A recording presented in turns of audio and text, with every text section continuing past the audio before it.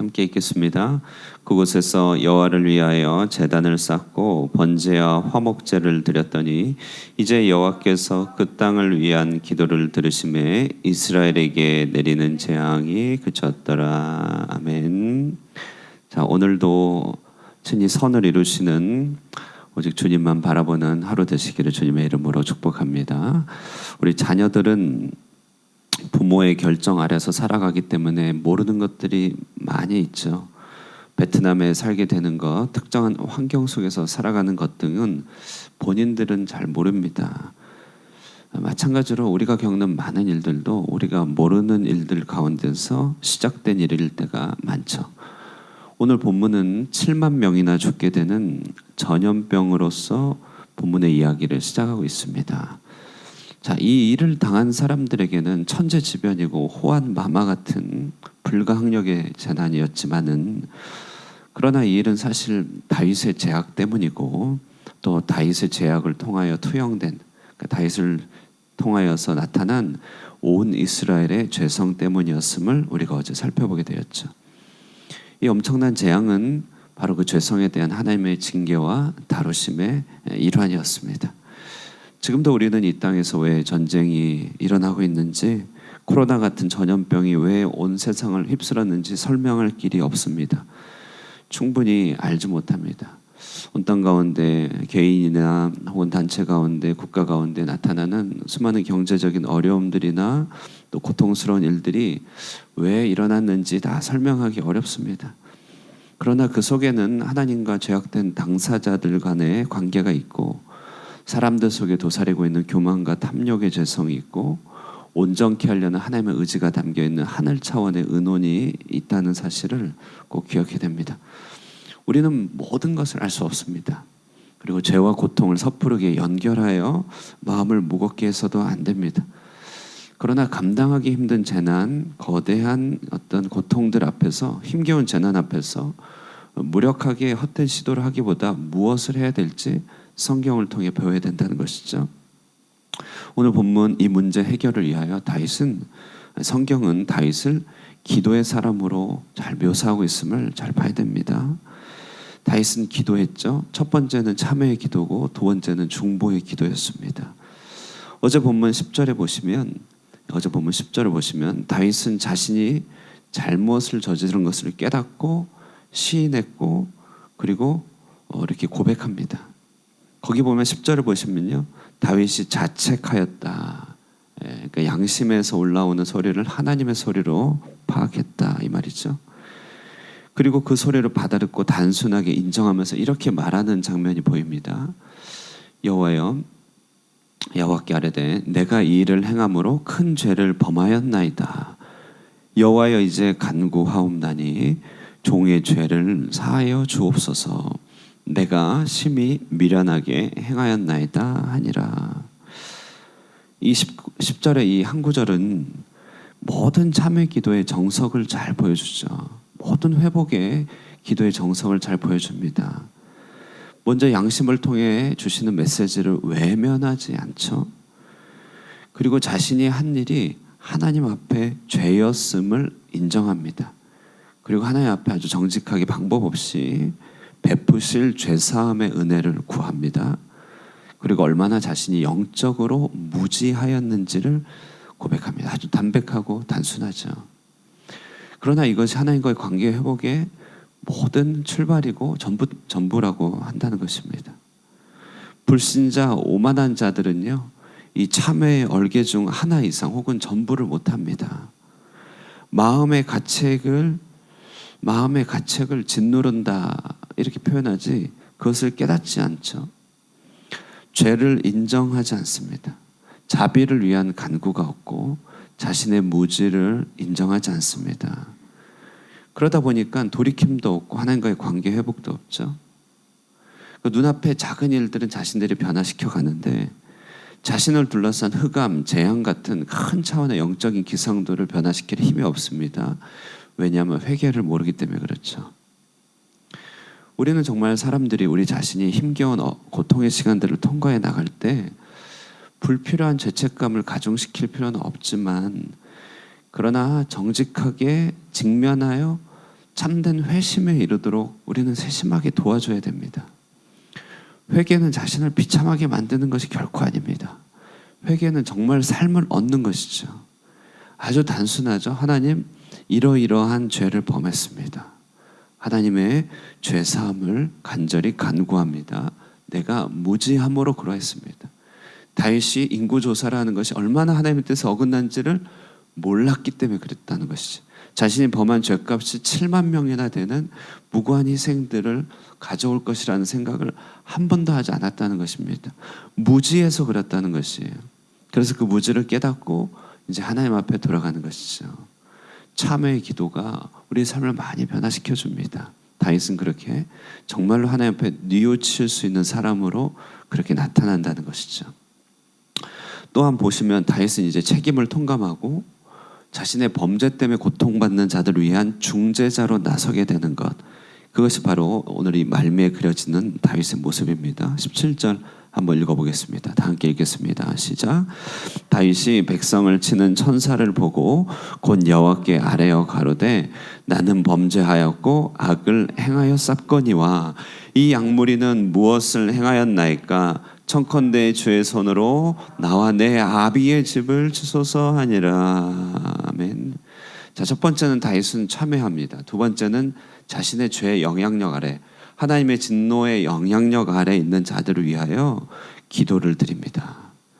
오늘 보시면은 이 17절에 이 양무리는 무엇을 행하였습니까? 이렇게 백성을 향한 호칭이 변화가 됩니다. 어떻게 변화가 되냐면 요압을 억지로 떠밀어서 인구 조사를 하여 단지 숫자로 파악되고 말았던 이 백성들을 양무리의 자리로 돌아오게 한다는 것이죠. 자, 그러니까 중보기도는요, 어떤 기도의 내용 이전에 내가 무관심했고 내 이익의 대상으로 생각했던 주변 사람들을, 그들을 바라보는 마음을 회복하는 것이 중보기도라는 것을 알 수 있죠. 중보는 내 이웃을, 주변의 사람의 필요와 고통을 나에게로 가져와 차라리 그것을 나에게 얹으소서라고 기도하는 것이죠. 중재자의 자리에 서서 이렇게 벌어진 틈, 기울어진 틈 사이에 서서 그것을 내 문제로 가져와 내 문제로서 기도하는 것이 중보기도입니다. 다윗은 이 가장 고통스러운 이때에 자신도 힘들었지만 그만큼 힘든 온 백성을 위하여 기도했죠. 우리는 우리가 힘들 때, 우리가 너무나 어려울 때 내가 힘든 만큼 내 옆에 사람도 힘들다는 사실을 꼭 기억해야 됩니다. 성경은 이처럼 거대한 재난 앞에서 다윗을 기도의 자리로 돌아온 사람으로 묘사합니다. 재앙과 기도가 어떻게 직접적인 해결책이 되는지 잘 모릅니다. 그러나 성경은 다윗이 항상 순종한 것도 아니고 때로는 큰 진노를 가져오는 범죄를 한 사람으로 묘사하지만, 그러나 성경은 다윗이 언제나 기도의 자리에 돌아온 사람으로 묘사합니다. 그리고 하나님께 호소함으로써 이를 마무리한 사람으로 그리고 있다는 것이죠. 자, 이것이 우리가 커다란 고통을 마주하면서 해야 되는 일이고 할 수 있는 일입니다.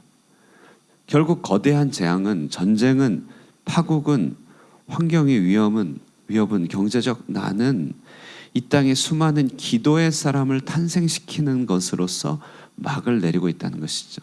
말세의 징조들은 주님의 다시 오심은 이처럼 주님의 다시 오심을 기다리는 수많은 마리아들, 기도의 사람들을 탄생시키는 역할을 한다는 것입니다.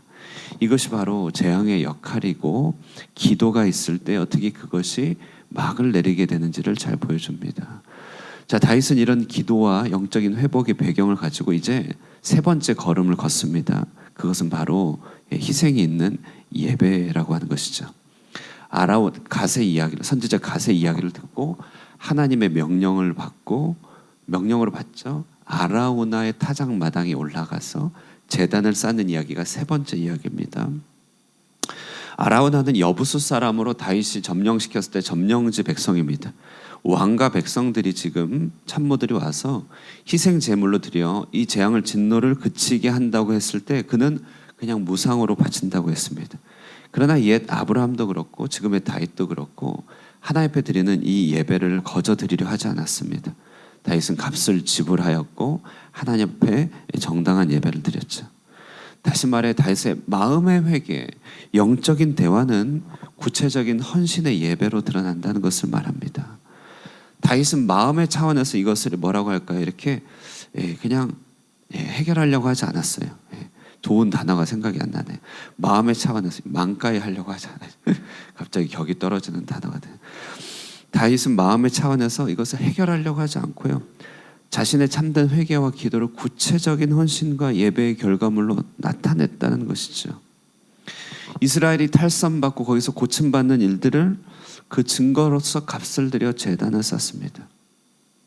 그리고 더 중요한 것은 하나님께서 이것을 명하셨다는 것이죠. 아라우나의 타작마당에 가서 제단을 쌓으라고 하나님이 명하신 것이고, 이 제단은 다윗이 아무리 자신의 희생의 값을 올려드린 것이라 할지라도 알고 보면 어린 양의 희생 제물, 하나님의 제물이 그 피가 뿌려진 것입니다. 그러므로 보시면 한편에선 다윗과 백성의 회개가 쫙 올라오고, 다른 한편에서는 하나님께서 친히 명하시고 예비하신 어린 양의 피가 흘립니다. 이처럼 희생의 피, 희생의 제물과 참된 회개가 만난 그 장소에서 오늘 본문에 이스라엘에게 내리는 재앙이 그쳤더라 이렇게 얘기하는 것이죠. 하나님께서 신령과 진정으로 드리는 예배를 받는 그곳에서 우리가 알지 못하는 흑암의 문제들이 해결되고, 우리를 둘러싸고 있는 저주들이 그치고, 우리의 삶과 환경과 형편들이 하나님의 나라로 변해가게 된다는 것을 잘 보여주고 있습니다. 여러분, 이 아라우나의 이 타작마당의 이야기는 끝으로 보이지만 새로운 시작입니다. 왜냐하면 아라우나 타작마당, 바로 이 장소에서 솔로몬이 성전을 건축하거든요. 그러니까 무슨 말입니까? 성전의 주춧돌, 성전의 벽돌은 뭡니까? 그것은 솔로몬이 자기 지혜로 만들어낸 엄청난 건축 자재가 아니라 이스라엘의 죄악이 참된 참회와 사죄의 은총 가운데서 하나님 앞에 받아들여지게 된 희생의 제물에 있다. 이것을 잘 말해주고 있죠. 본문의 이야기는 그러므로 범죄하고 죄에 빠지기 쉬운 인생들 속에서라도 어떻게 해서든지 온전한 회개를 이루고 사죄의 은총을 받는 이들이 성전의 기초들을 마련해주고, 또 그것이 어떻게 교회의 기초가 되는지를 잘 설명해 줍니다. 이스라엘의 성전은 이방 나라처럼 부국 강병을 위한 우상 숭배의 전이 아니었습니다. 회개와 사죄의 은총으로 말미암아 영혼이 늘 새로워지는 장소, 이스라엘의 갱신이 있는 장소, 언약이 회복되는 장소가 바로 성전이라고 하는 것을 알 수 있는 것이죠. 이 성전터는 옛 모리아산에서 아브라함이 이삭을 제물로 바쳤던 곳이고, 나중에 골고다에서 예수 그리스도의 희생의 피가 흘려진 곳입니다. 오늘 이 아라우나의 타작마당 이야기를 끝으로 사무엘서가 마무리되고 이스라엘 왕국의 새로운 이야기가 펼쳐집니다.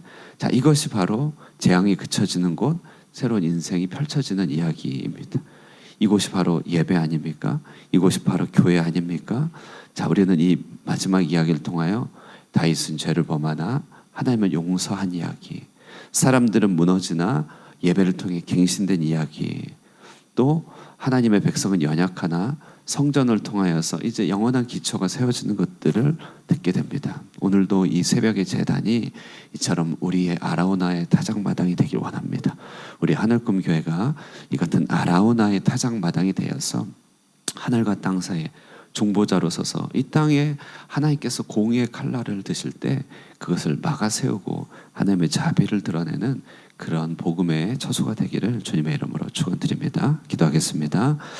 은혜로우신 하나님 아버지, 감사합니다. 오랜 기간 사무엘서를 묵상하며 하나님 앞에 늘 기도의 자리로 돌아간 다윗을 통하여 주님의 왕국이 어떻게 나타나고 드러나게 되는지를 보고 배우게 됩니다. 하나님, 그렇습니다. 하나님, 우리는 연약하고 자주 죄를 범하지만 그러나 늘 언제나 주님께 돌아가 기도의 자리에 서길 원합니다. 참회와 중보의 자리에 서길 원합니다.